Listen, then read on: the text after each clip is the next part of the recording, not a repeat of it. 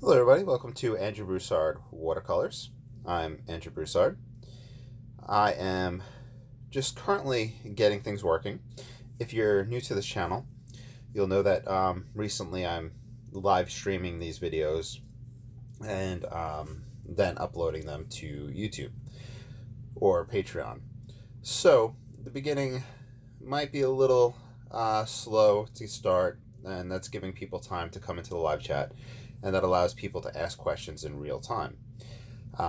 You are more than welcome to jump ahead to when the painting starts. It usually starts in about 5 minutes after we get the paper ready, after we discuss the theme that we're going to be working with.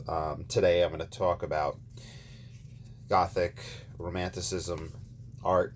So this is like the art movements of, I guess, the 1800s, maybe a little bit prior to that. I'm not too knowledgeable about it. However, should be good. I have this other Kindle that I set up so I can see who's in the chat. So, oh, that's why it's giving me trouble, because I don't have it in the app. And that lets me look to the side and just see if anybody's typing anything real time, and I can communicate with y'all on that. That also lets me see how things are looking. Okay, so I'm trying to open it in the app. Of course, you know, everything runs slow at first, but I don't think I could often get this started before I start the live stream. Technology, right? Oh, there we go. We should be good. Yep, Twitch. There we go. Give that a second to load. I think we're in the right thing. It says chat replay. Did the audio stop?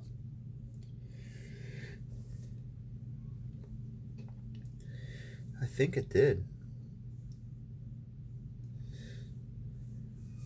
Let's see. Go here. See if we can see who we're following. We're following ourselves, it says. Can I refresh this? Let's see. I apologize for anybody that has come into the chat. Just trying to take care of some issues in regards to this, and then we'll get started. I feel like this might be the case as I start progressing with you know, adding more and more technology. One of the things I need to do is increase my lighting. Okay, we're good. We're live on this one. Live like super real time, it looks like.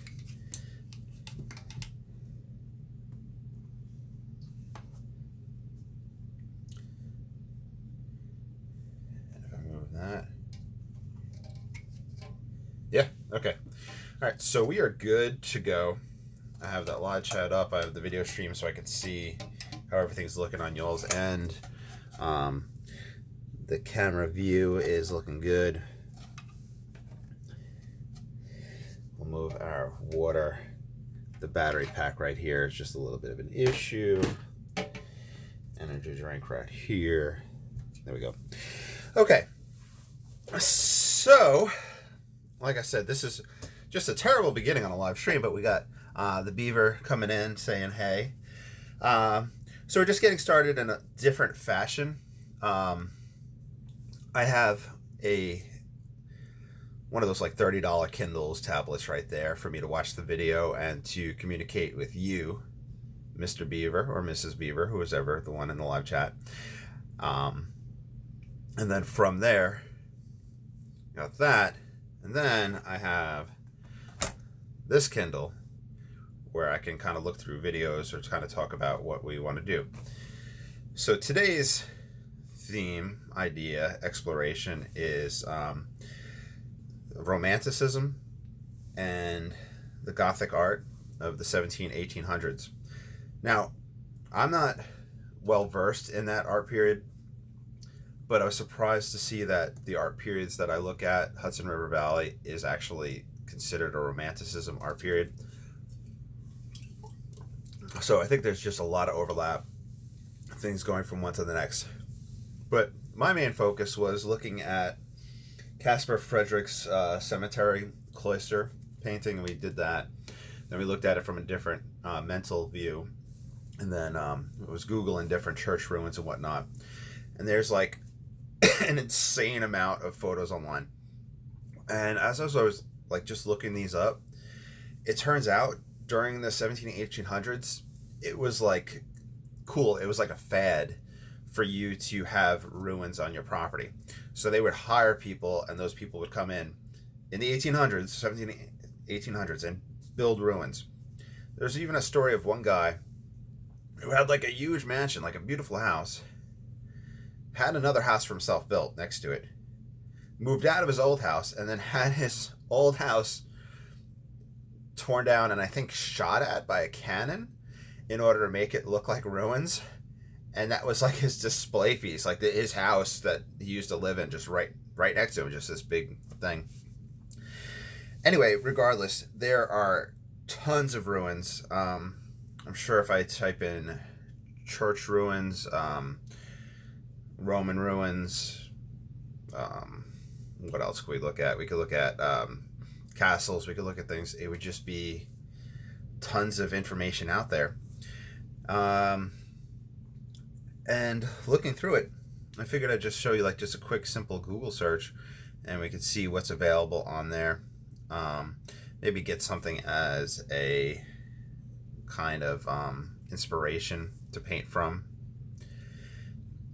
And if we follow this line of series with Gothic or Romanticism, here's somebody who did it in pen and ink, and you can see how beautiful that artwork comes out. That if we do a series on it, maybe I could even start researching the ruins, and we could kind of talk about them and then do the painting for them. But right now I'm kind of debating, do I pull one up just to use as inspiration? Do I paint from a photo directly? That decision unfortunately has not been made yet.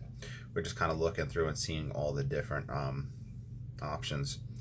You know, a common theme seems to be the opening where the windows would have stood, the archways, etc. Anywho, this one jumped out right away, and you know, it's like the third one on there. This is Scenic Ireland. Just looking to see if things are copyrighted or not, or if we could just kind of use it as just a vague reference. We have a lot of different ones on here. Even just typing in the words old church ruins, you could see the variation in themes that we could eventually start exploring if this is something that you all would like me to pursue. Anyway, why don't we look at, let's pick a one just and jump right into it. Let's use this guy as a loose reference. Old Kinsley Church, Dublin. So it's going to be more of just a reference, just something for me to look at, just these shapes. I'm going to mainly focus on the kind of recession aspect. So here, if you're watching this at a later date on YouTube, YouTube is Andrew Broussard Watercolors for those in the live stream, and there's links in the About Me section. I have a quarter sheet of Stonehenge Aqua. It's my go-to paper. It's 100% cotton. I buy it by the large sheets, by the 10-pack. I go through it so much. And if you're going to be watercoloring, I highly recommend getting the best paper you can afford. Now, the most expensive paper might not be the best paper for you. A common paper, Arches, which is fantastic paper, I had gone on an arches kick for a while, and to put things in perspective, for a large sheet, if I was to buy it offline, it's about $3 or $4 more than a large sheet of this one. And that's 100% cotton as well. And I think it's the only brand that still uses animal gelatin in their sizing. However, because of the fast and loose painting and the quantity, the amount of paintings that I pump out, price-wise, that little bit of dip adds up. And this paper I found relaxed and worked very well with my wet and wet method. So that was that's why I use this one. Plenty of other papers out there that are 100% cotton, so look those up. The reason I recommend just cotton in general is that I find that it has a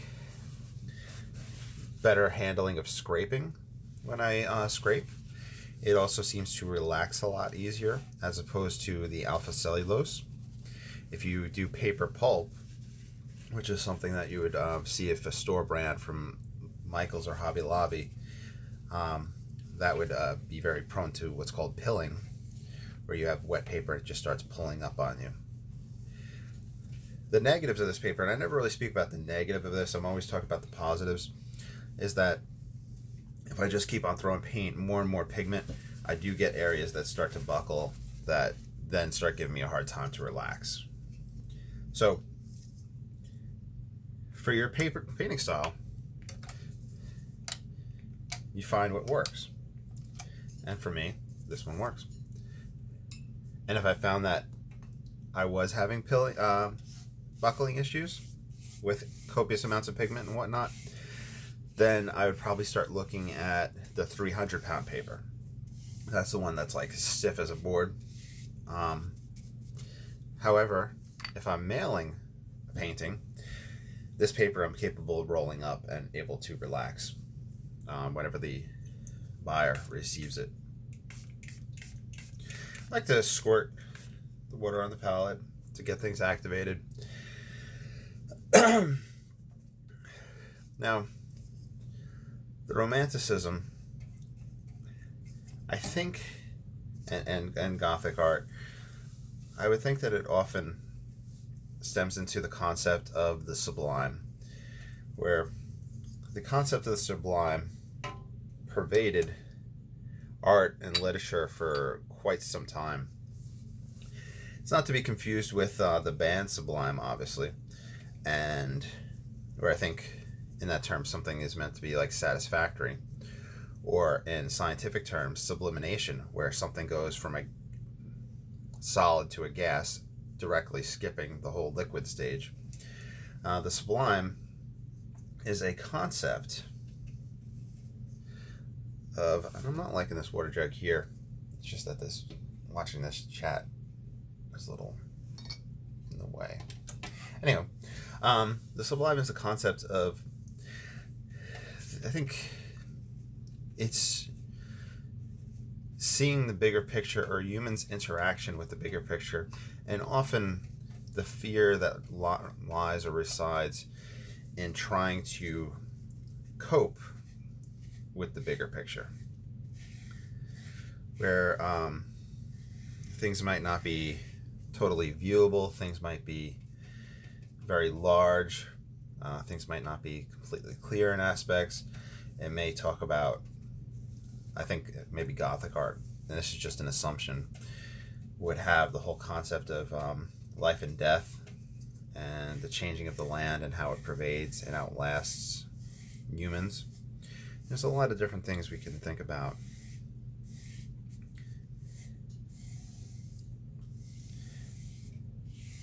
With that.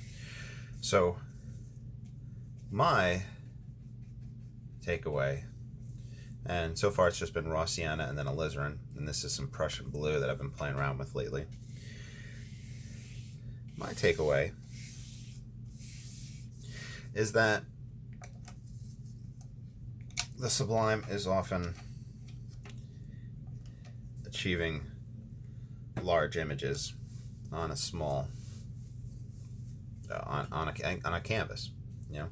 So even though a canvas, well, this is 11 by 14, or a canvas could be, I don't know, 2 feet by 5 feet, you're still portraying just a larger in life, immersing the viewer in a landscape. But that's just how I think I would apply it to the painting world.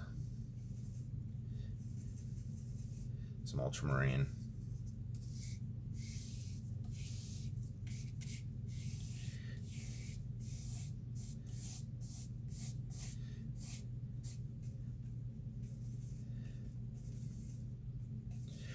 This is raw sienna and ultramarine mixed together.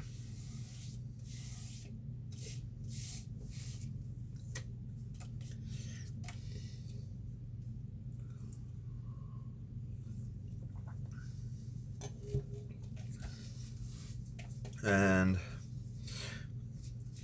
so far, it's a pretty basic wash. Here's Payne's Gray with a little bit of light red oxide.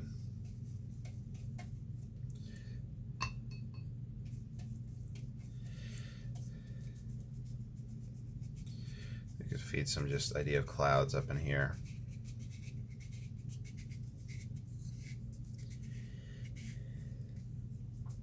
And this is just that Payne's Gray light red oxide mix.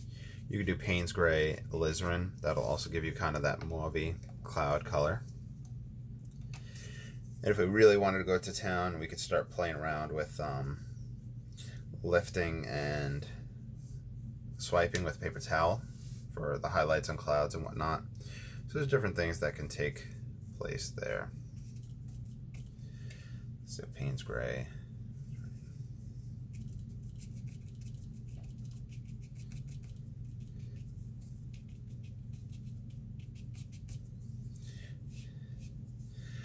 Alright, Payne's Gray, nope, ultramarine, and light red oxide. Just a kind of go-to mix for me.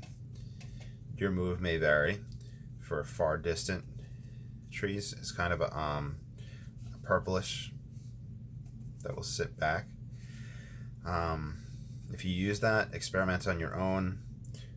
Don't just utilize like percent ratios and all that, because different brands will be different. I'm using a Payne's Gray from Da Vinci, no, ultramarine from Da Vinci, and my light red oxide I think is from Cotman brand.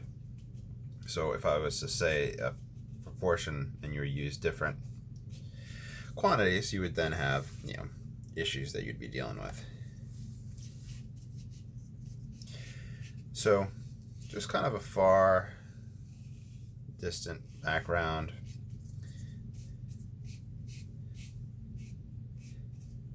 I think I'm going to let light come from this side, so when we put the structure in, we'll have our shadows more to the left.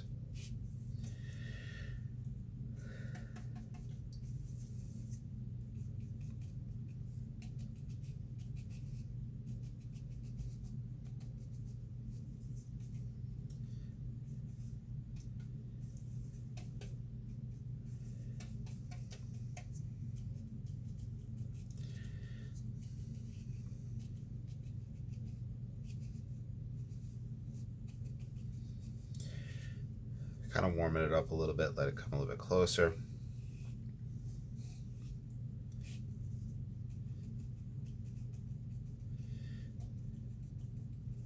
We could take the rigger and play around back there, and adding trees and whatnot. We may even let a foreground tree come up here.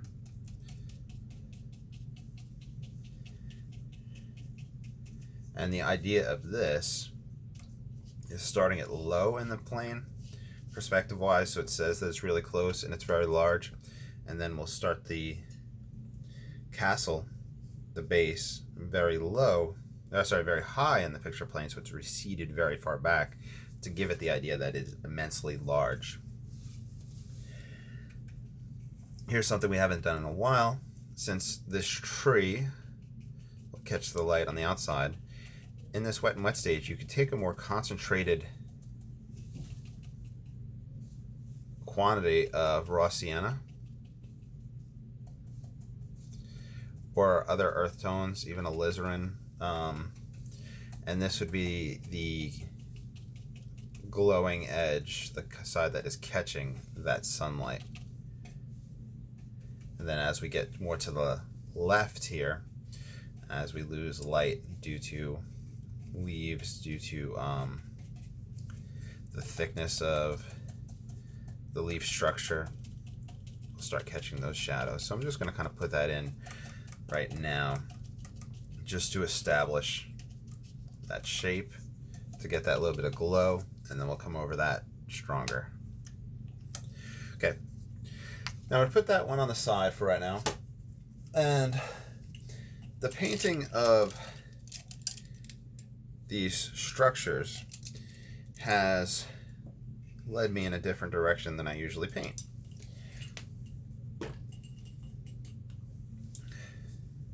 And I think that's interesting. It's good that we'll have a variety of different ways we can approach our structures and whatnot.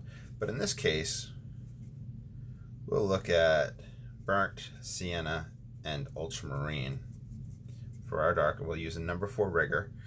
I didn't dry off at all, so we are going to get some softening. And this is kind of just me mapping things out. I just hit the camera. Let me make sure it didn't flip. Nope, it didn't flip. Good. Let me grab this paper towel here. So I'm going to want the base far back.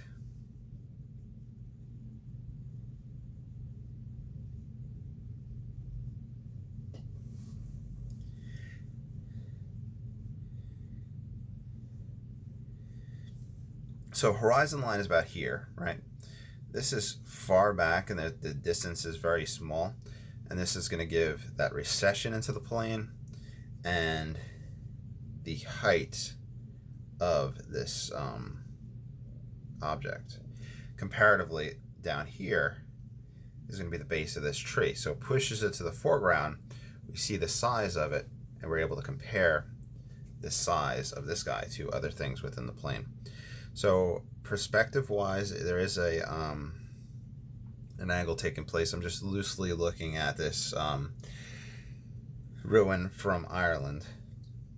I am going to adjust things, make it the way I want, etc.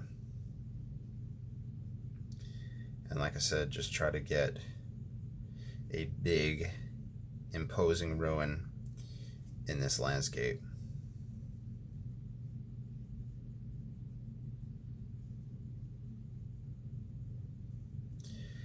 And wet and wet, I'm just drawing things out a little bit, getting things into a little bit recession perspective, a little bit of it being on an angle, a little bit of catching those windows. We'll put other window up here. In fact, R2-Far2 wise, I'm going to add windows here.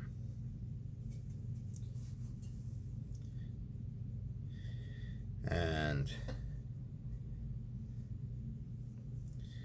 I'm going to let it come closer.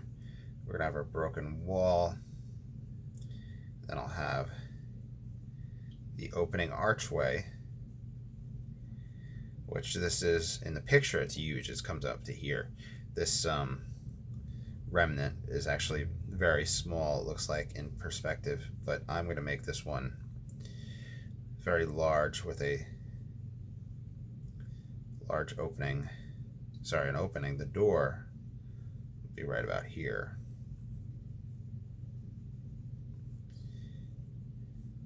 This will catch some light. This side will be dark.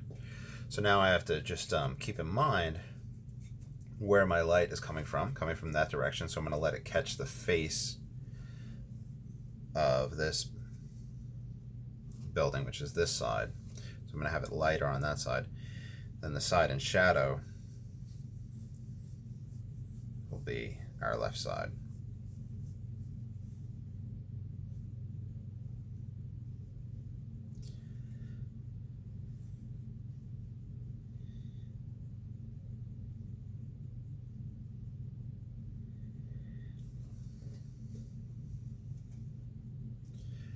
So now at this point, we kind of just, like I said, set up a little bit of the structure. But since I'm kind of now making it up and switching it to the way that I want it to be size-wise, this is where I have to kind of just do mental games and experiment where things are going to sit, how tall things are going to be, how they're going to be in relationship to each other. There's no crumbling rocks here. In fact, it's all overgrown. So I need to make the decision, did somebody come and cart those away? Was it used for the building of another structure? In fact, I believe that was very common, was to take old stones. In fact, I started this off talking about, just in general, how there's a lot of different, what they called sham ruins built in the 1800s. Things literally built to be ruins, just because it was like cool to have it on your property.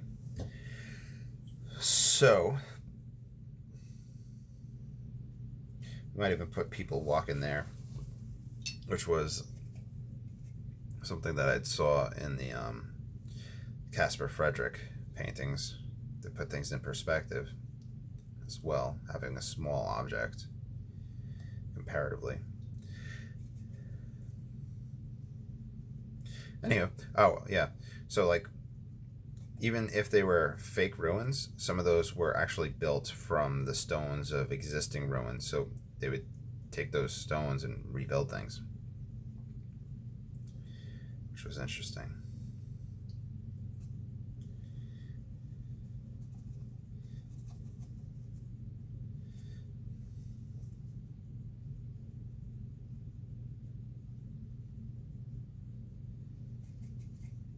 I'm going wet and wet. I'm kind of going a little dangerous right now, where it's more water than I should have.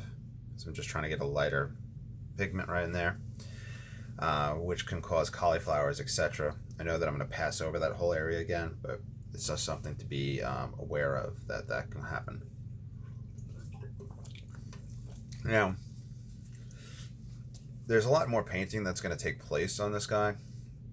However, I need to just look and constantly consider how it's sitting in relationship to everything else. In this one, there's actually a stone wall back here. So I'm going to utilize that background stone wall concept. And the goal is to have objects like that help this guy sit in place rather than have him seem to float up into the air. We're going to have grass up in front. We could have a stone pathway. Could in fact come very close.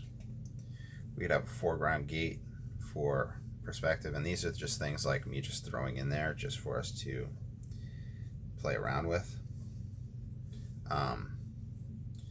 Like I said, shadow's going to come from this side, so I'm going to be casting those over. We could have the thicker stone wall right here, and have that larger in size. We're going to have to be careful of how things are in relationship to each other, light and dark wise. Could extend that stone wall towards us and have an element right here. Maybe we'll put something interesting on top of it.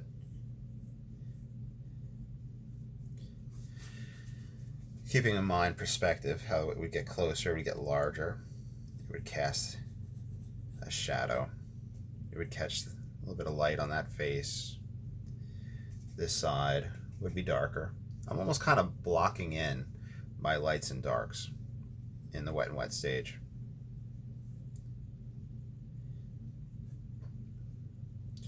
So we would have that edge that we would catch.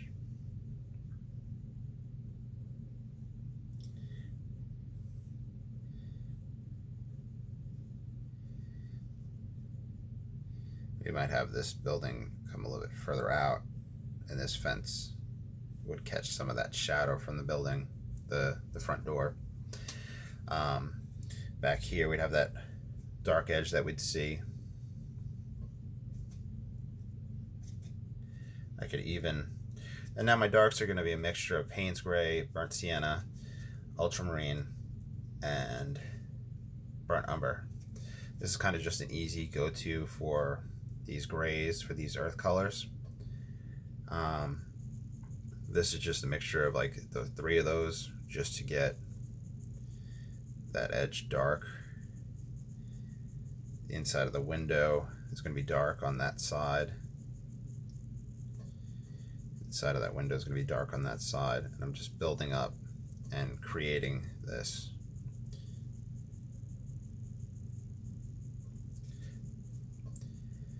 So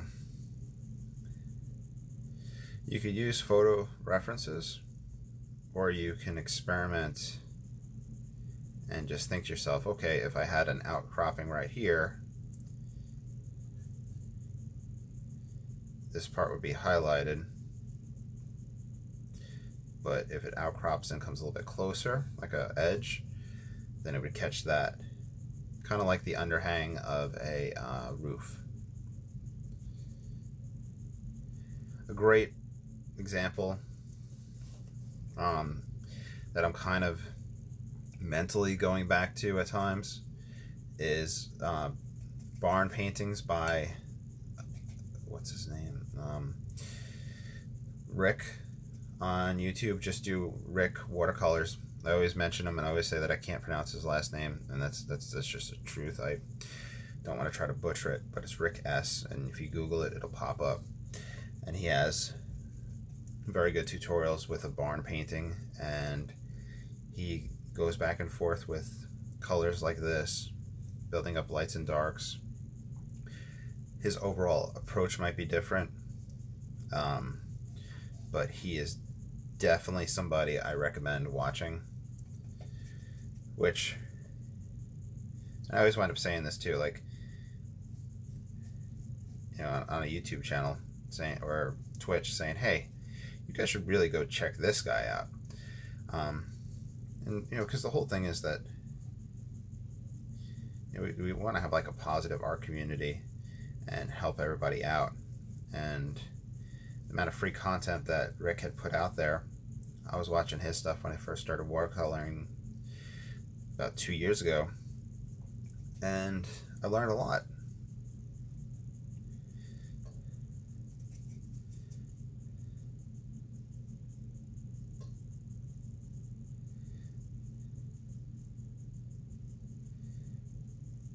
That shadow being cast, and I'll let it catch and blend in with the upright structure. That remains right there. What might be fun is if we take the raw sienna, build that up for the grass that might still have light. That is Hammy the cat, crying, wanting to come in. But with oil paints and all that in here, it's not the best environment for the cats. Let's just do it like that. So this is just dry brushing that raw sienna and other stuff on top.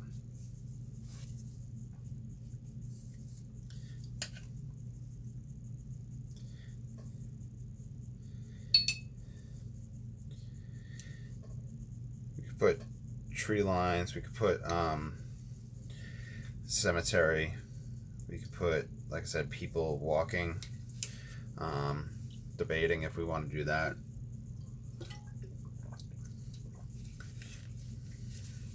We do have this faint stone wall in the background, which, while everything's still wet and wet,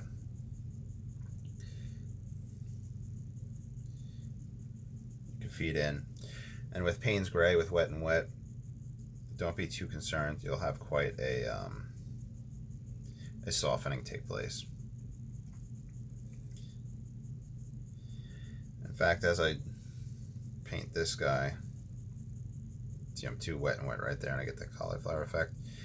but I could start moving things around. In fact, I could also start lifting if I want, highlights and texture,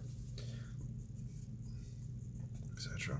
Okay, so let's go back to this top piece. We had started wet, like super early right here.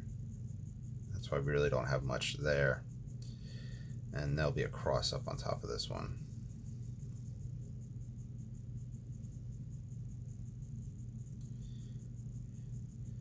We could add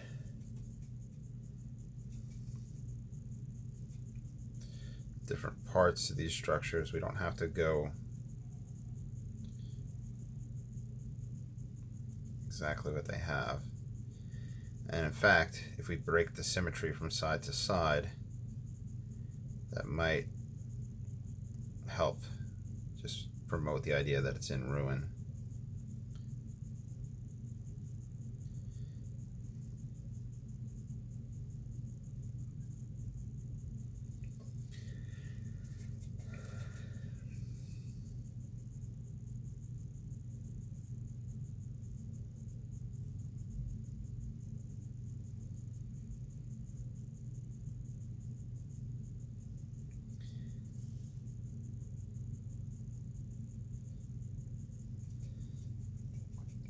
We're going to catch a little bit of that dark side here.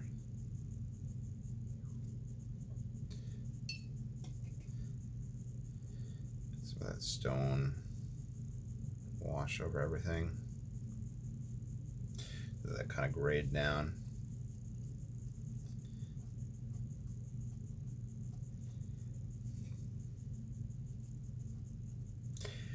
And with stone, there's like a lot of different options. A dry brush to get texture. You can play around with wet and wet, which I think is my preferred for this.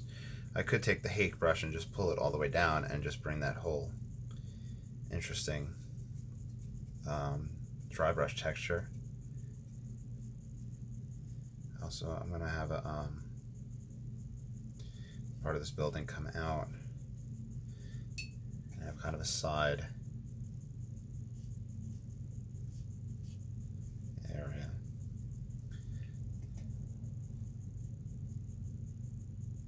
Make an opening there.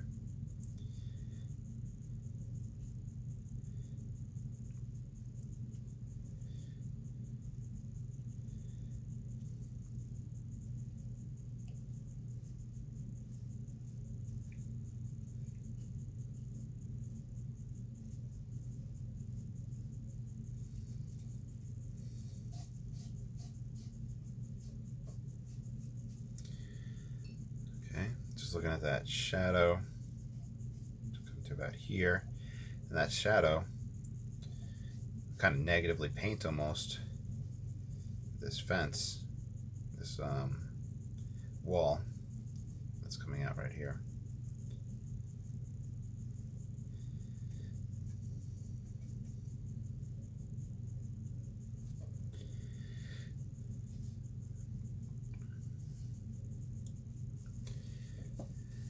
In fact, I'm kind of thinking like having a ball right here on top of this end, like a little sphere. You know, like on pillars, on fences, they'll have those type of things. We might wind up doing that there. A little too warm right there. But anyway,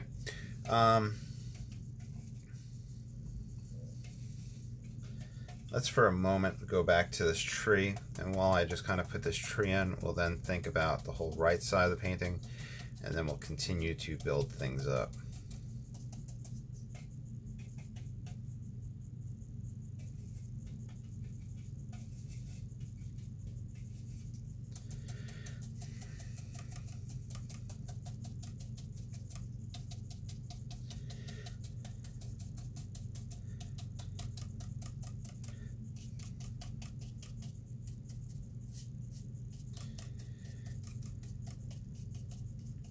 Overgrowth.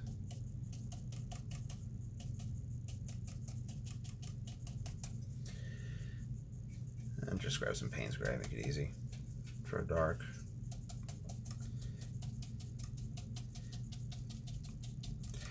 Perspective wise, I can see this front facing one is off center, so we might have to push that a little bit. Always good to demo scraping when I can.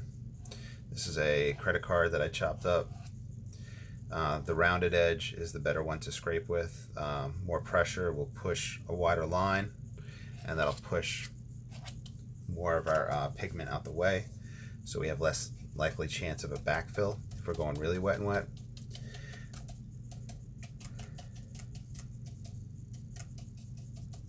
You could also use the card for those type of structures as well.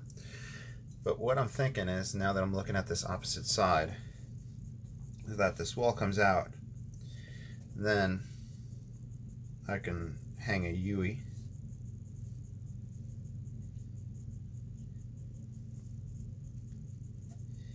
and create a wall that comes out towards us, and that'll cast a shadow in front.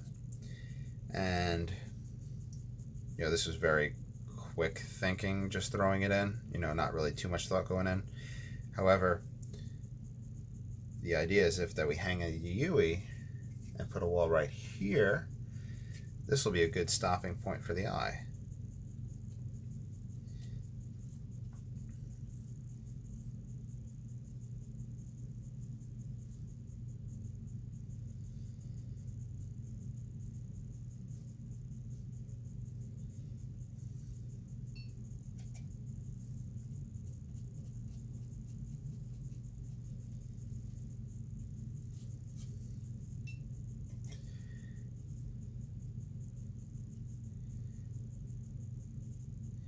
I'll have a shadow in front. There's a little bit of shadow there. That's that edge.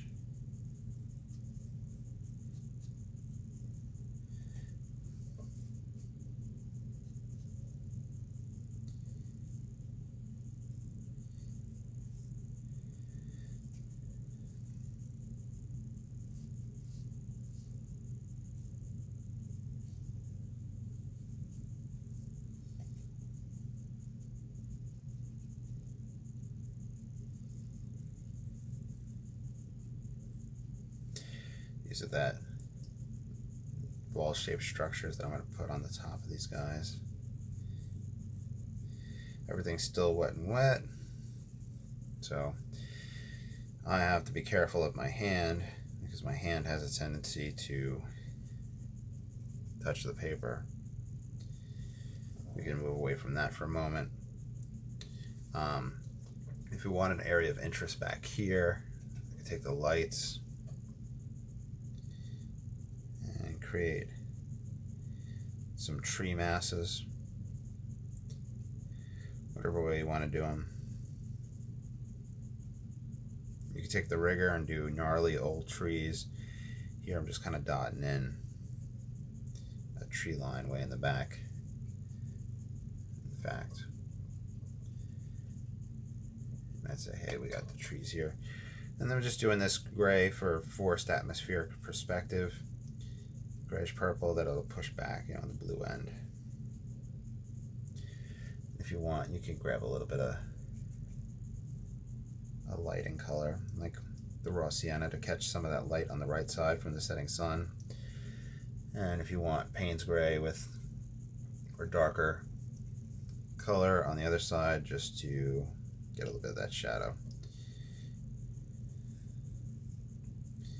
Okay. And this guy is going to be that dark ball that I'm talking about. A little bead, a little bead. And of course you could do little tombstones and whatnot. In fact, you know, being a church, being that, we'll probably have those in place. That side would have more light right here on the far end, so this side would be dark.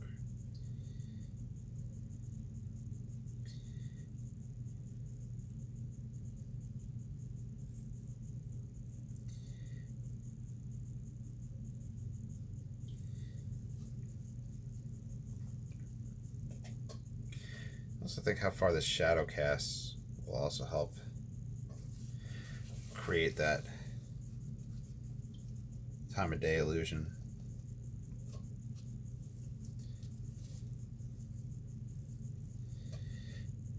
Oh, I want it right here.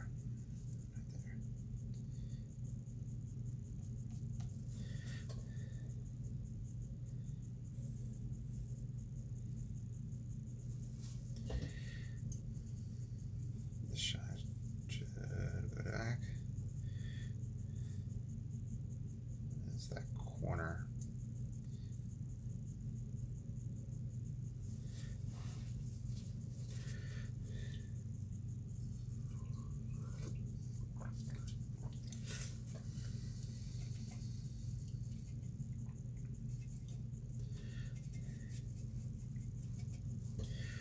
Okay, let me fix this peak in relationship to everything.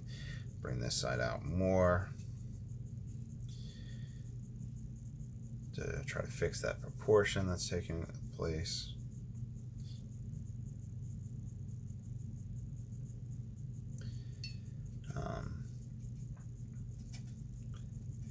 Mixing the burnt sienna and the raw sienna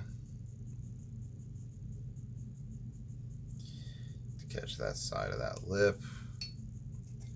I'm going to let it cast that shadow.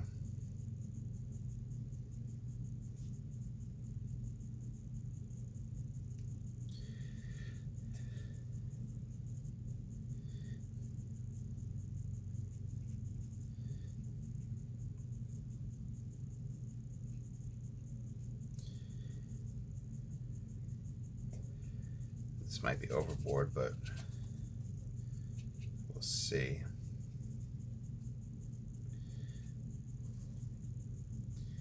Might even paint the dark doorway in here.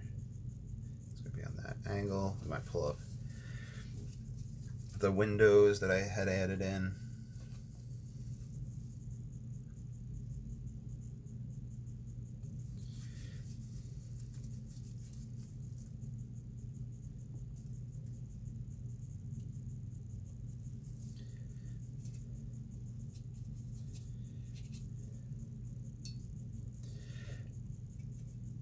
Not trying to get like a dark Payne's gray, burnt umber. Part of me is almost thinking get black washout, but I'll try to avoid that. And this is for like the extreme in shadows.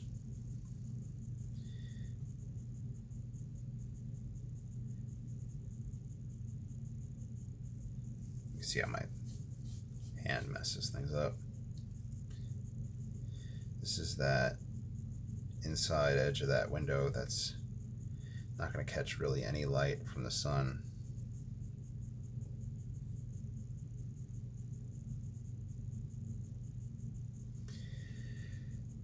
This one being larger in comparison will hopefully get that recession.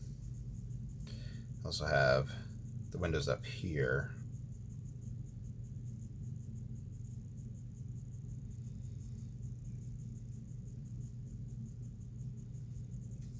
I should have done some lifting, but may have to wet and lift right there to get that sky to show through. Here's that edge that I want to create.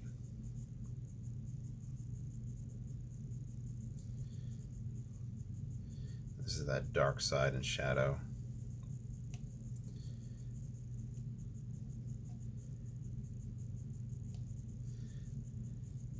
Dark doorway. Dark windows. You just really have fun with it and experiment.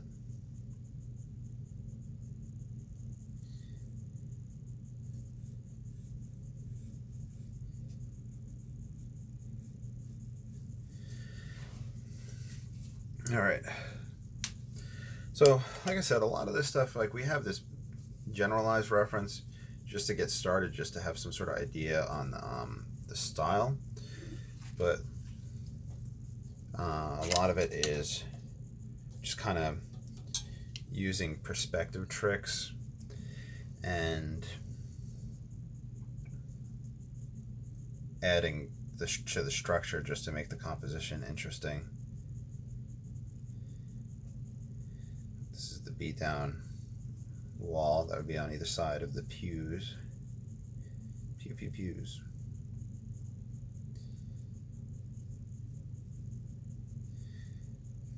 I have to be careful with the recession of this shadow,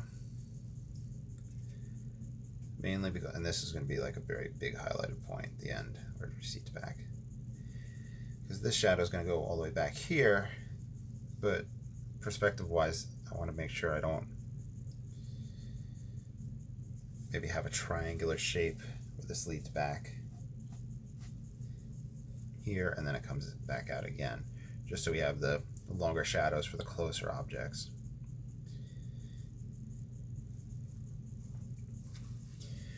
You can even be like, hey, you know what? Right here I want a piece of the wall and I want a window right there. And then this guy will be in shadow as well. Maybe that whole side didn't crumble yet.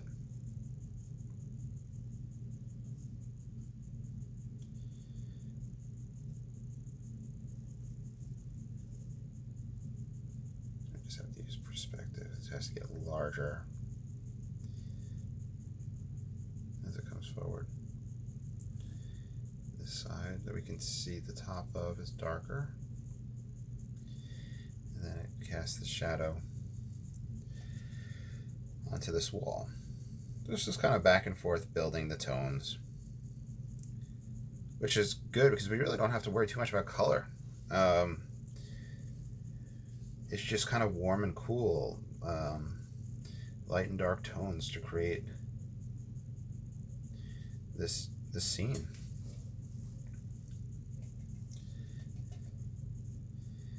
Could even create an archway. I can feed in wet and wet right here, and this could be the illusion of the altar, the inside, how it recedes back, how there's other stuff that they have going on in here.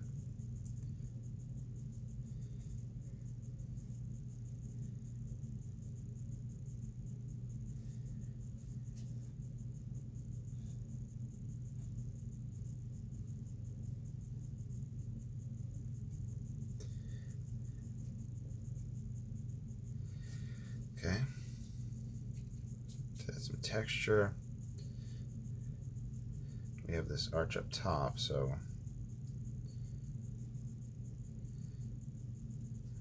that recedes back.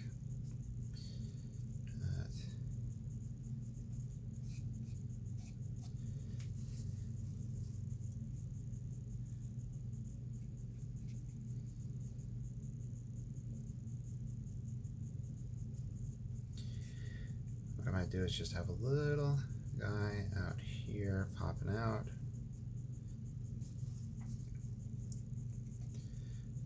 Maybe this edge is a little bit stronger so it pops forward, but we'll see. Then ultimately we're going to have that cross up on top, which I just want to wait till it's dry and then I'll put in that as like the last little thing. So let's see. We can play with stone walkways. We probably have some areas that we can start adding in. Who's it? What's it's the? Why can't I think of the name? Tombstones. Let me build up this guy. He's dry, so I can put my texture over him.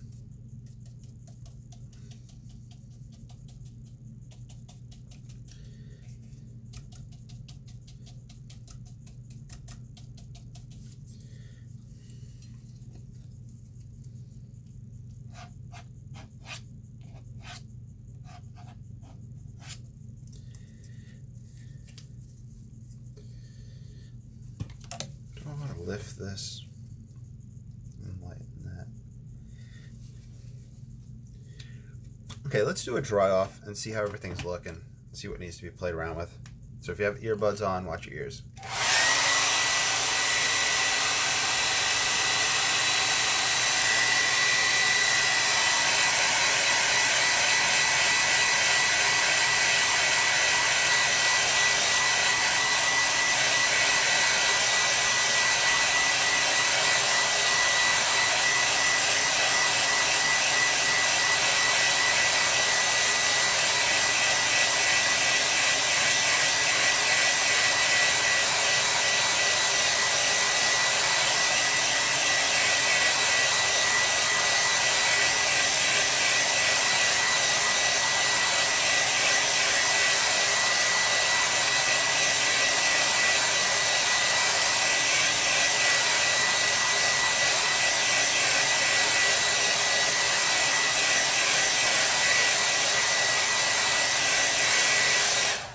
Okay, so we're pretty dry, and while I was drying off, I was able to look at a few things.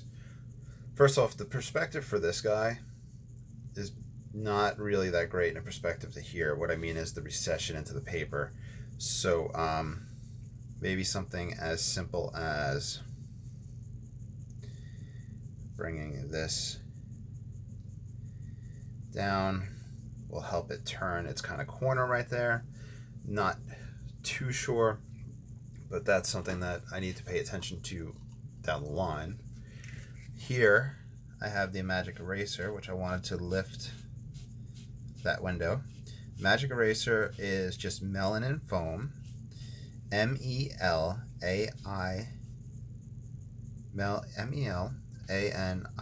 I believe. You can get it from Walmart as magic eraser, or just go onto Amazon and search melanin foam, and you can get a huge pack for like $10, and it'll probably last you the entire painting career. So I don't use it that often, and I cut the piece I want to use, and then it just works out for me.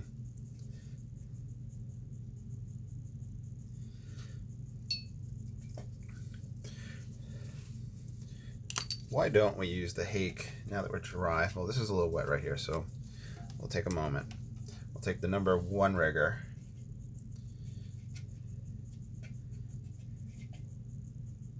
and we'll put a cross up on top. So our cross is going to be right up here.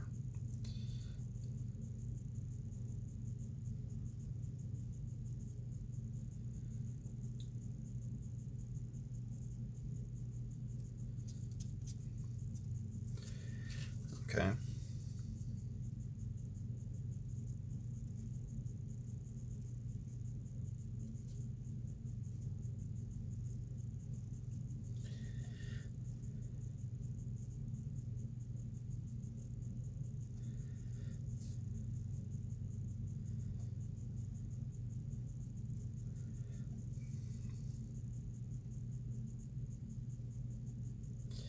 Emphasizing these doorways.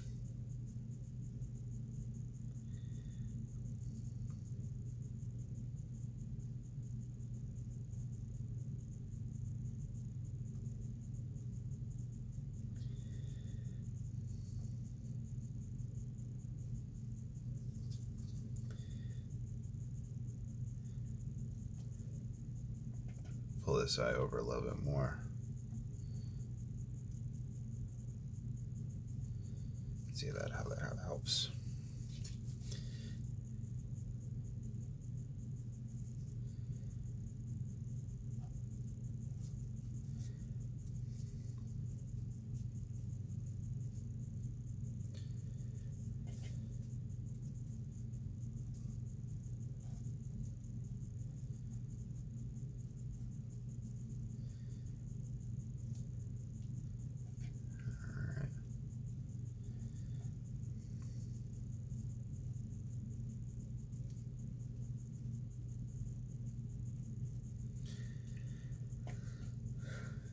Just kind of accenting my darks. Oh, here's where I talked about raising that bulb on the top here. So let me do that. You can just put a little lines and structure in for that right there. Melanin foam to raise a sphere right here.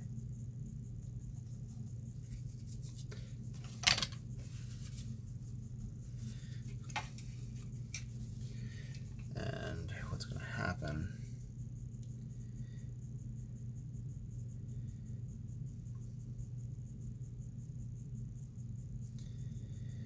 Paint that shadow, and that shadow comes out.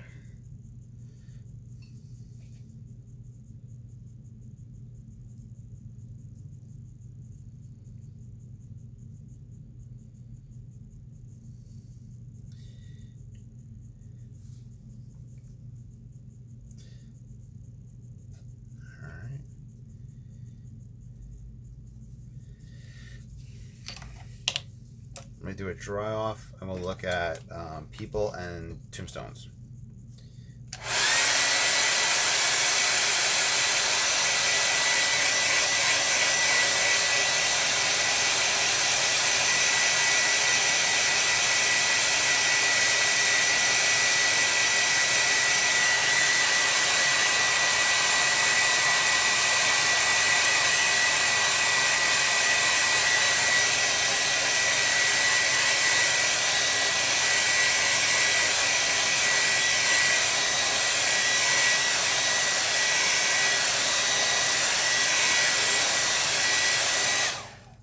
Now we can try to achieve a concept of size and immensity by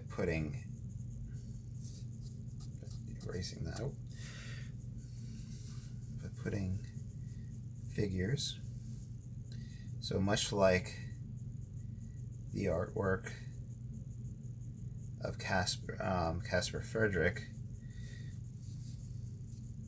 I can put a funeral procession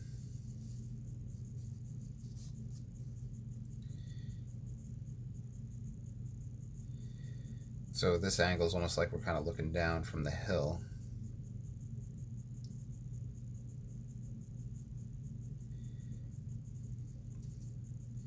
They're going to cast their own little shadows.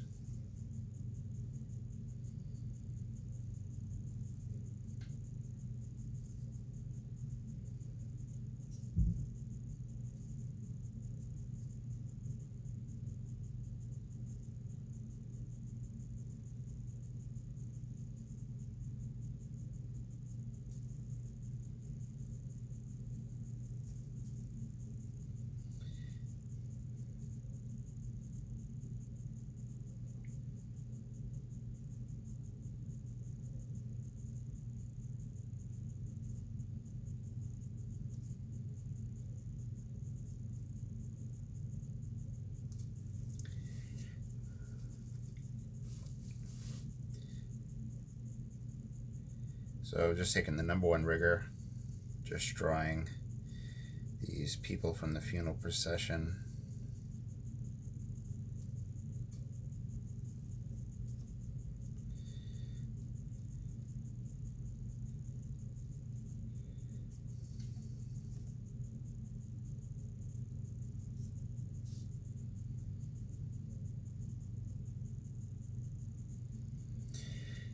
In hindsight, I probably should have put a cross up there. We could play with like kind of the picket tops of a fence on a wall.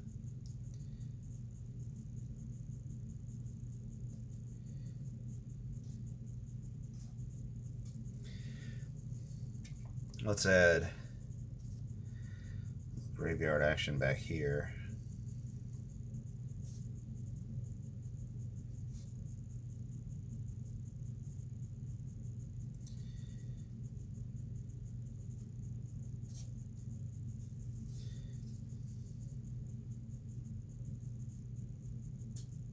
This is in shadow, so it's not really going to have too much going on here.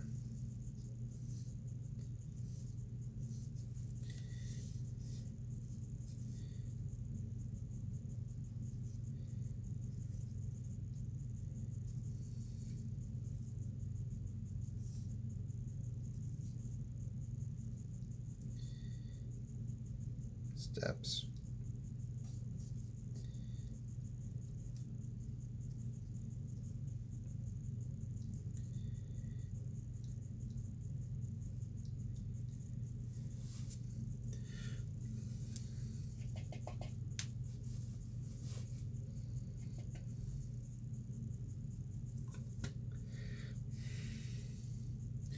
Let's grab a nice light gray and put a larger tree back in here. Had a little bit of variety. Oh, I'm sorry for that yawn.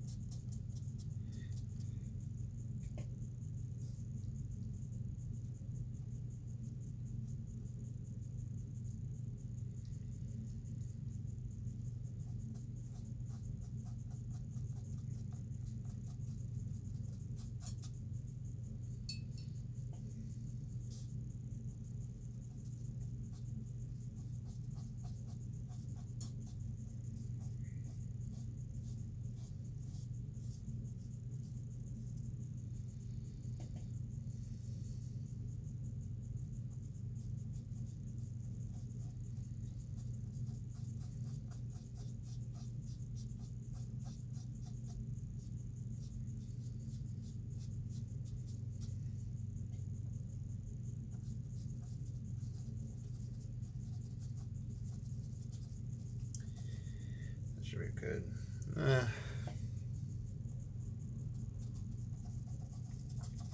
I let this travel along back here.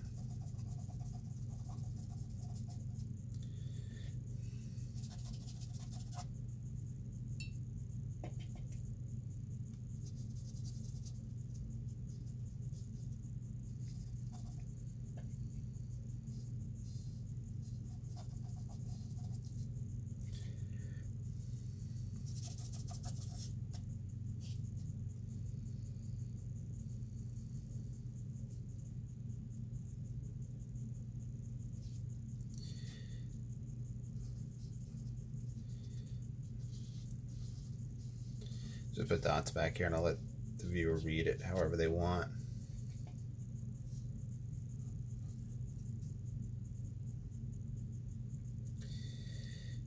If I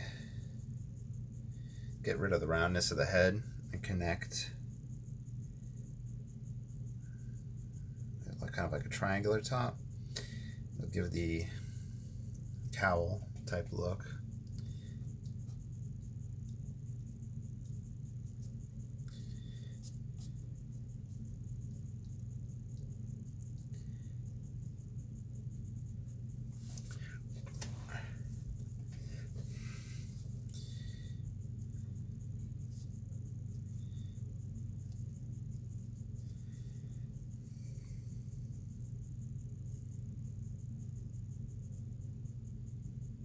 This side of the window would catch the light, the left side.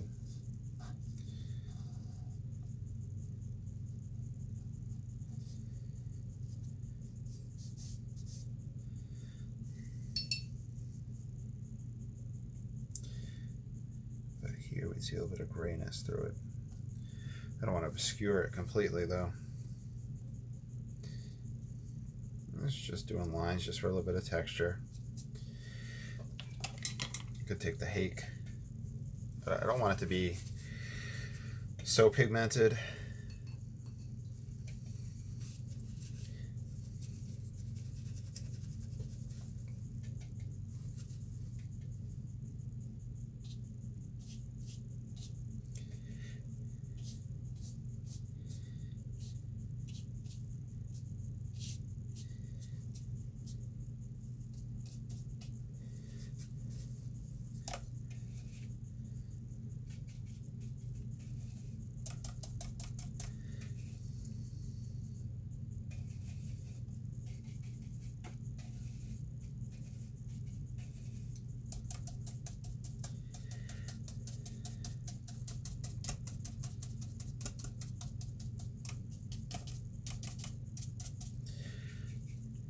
Alright, I'm almost done, so we'll do a dry off in a moment. We'll sign it. Hope you all enjoyed. If you watched all the way through, please like, subscribe, follow, ask questions. I'd like you to consider, becoming a member of my Patreon. It's super, super cheap. That helps with art supplies and whatnot. And what else? Yeah, so there's all that. There's also a tier that has free exclusive content, so I'd like you to check that out if you would like to see more videos. Let's see, should I bring it back?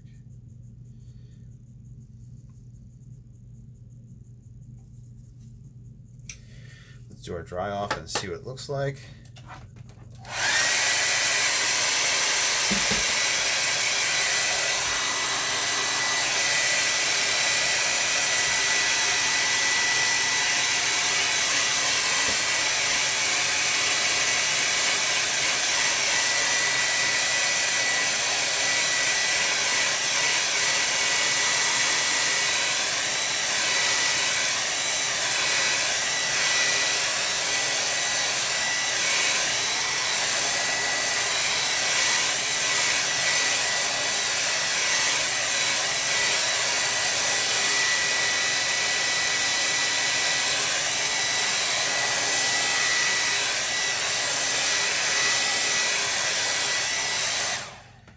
Alright, we'll sign it down in here.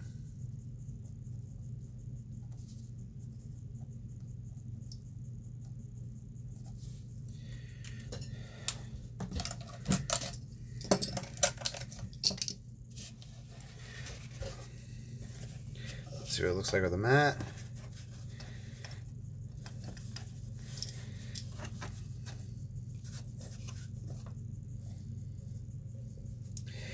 And there we go. I hope you enjoyed, and I'll talk to you all soon. Have a great day. Bye.